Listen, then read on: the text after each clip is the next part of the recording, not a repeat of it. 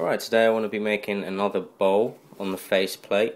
These are the most recent ones I've done. This one from Spalted Beach and this one from Burr. I've got another Burr blank right here, which I'm going to be making this bowl out of. So I'm going to mount that on the faceplate this way first and face it off and turn the foot of the bowl. Now I've got this blank mounted on the faceplate, I need to face off this edge and then turn the foot of the bowl. So I'm going to go ahead and do that now. Do this with the roughing gouge.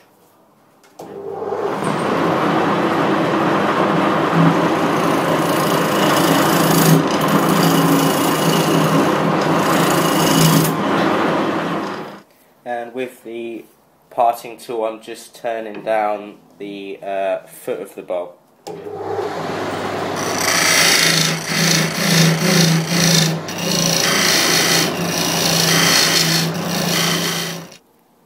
And the next thing I need to do is find the center of this foot that I turned. So using the center finder, I just rest it up on that ridge.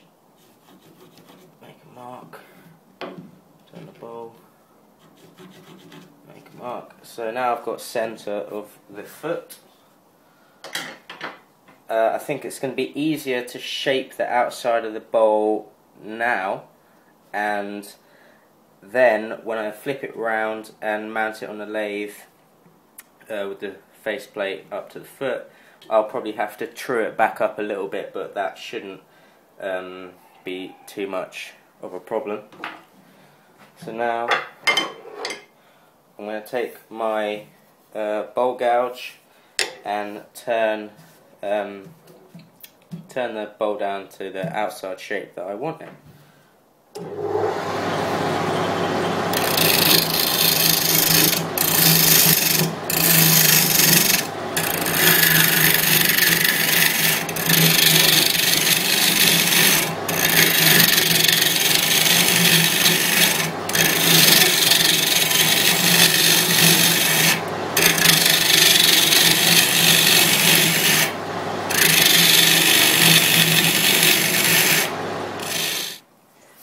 And after I've roughed out the shape with the bowl gouge, I always find I can get those little tool marks out a lot better with the round nose scraper. And for the final shape of the bowl, having the round nose scraper allows you to get the curve much nicer that you require.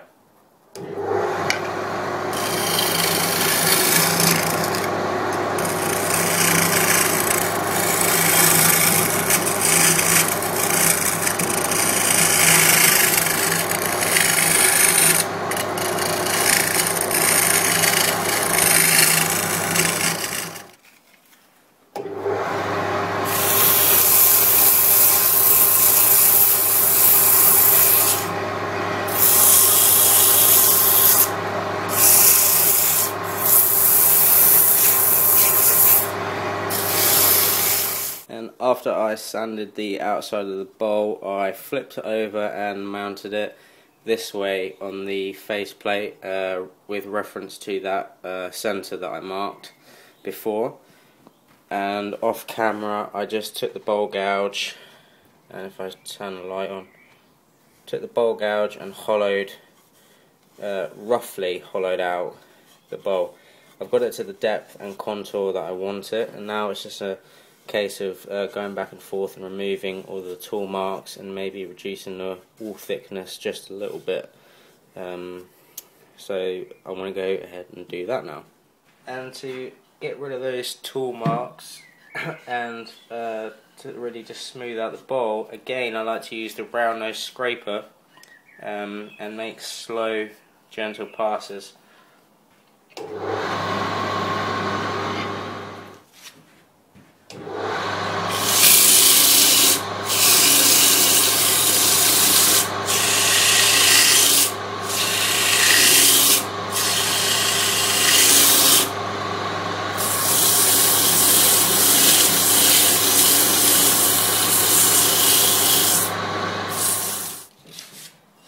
just before I finish the bowl, I've stopped the lathe and I'm just sanding with the grain to get rid of the rings from when it was turning and I was sanding against the grain off the sandpaper. So I'm just sanding with the grain. Right, so I've sanded the bowl to a really high grit, smooth finish, and I brushed out all of the dust from inside and outside of the bowl. With this Burr, there are small tiny cracks in the bowl, and there's nothing you can do with blanks. You're always going to get cracks and things like that. You can't do nothing about them, and sawdust just sits in those cracks. So what I've done is I've taken a vacuum and hoovered out all of those little cracks, and now I'm ready to put some polyurethane on the outside of the bowl and some of this food safe finish on the inside of the bowl, so that if you wanted to, you could put fruit or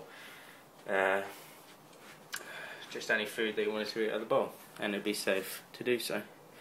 So taking a clean part of the rag, putting a little bit of polyurethane on at a time, just applying the finish to the outside of the bowl.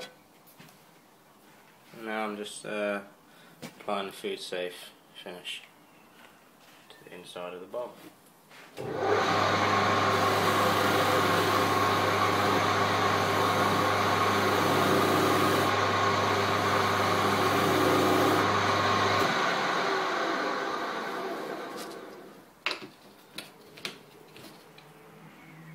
That really brings out the nice grain of the Burr. Alright, well there's the bowl all finished. After I finished the inside and outside, I then had to take it off the faceplate to sand and finish the foot. And before I did that, I mixed some of the sawdust together with some glue and filled in those screw holes so you can't see those, and then put some polyurethane on the bottom. And that Burr, that grain is just so nice. And I've got one more blank that's even more where is it? I've got this blank which is even more pippy than that one, so I'm looking forward to turning that bowl. So yeah, thanks for watching, and I hope that helped you see how you can turn a bowl on just a faceplate. A chuck is not a necessity, it just makes it easier. So thanks for watching, and don't forget to subscribe.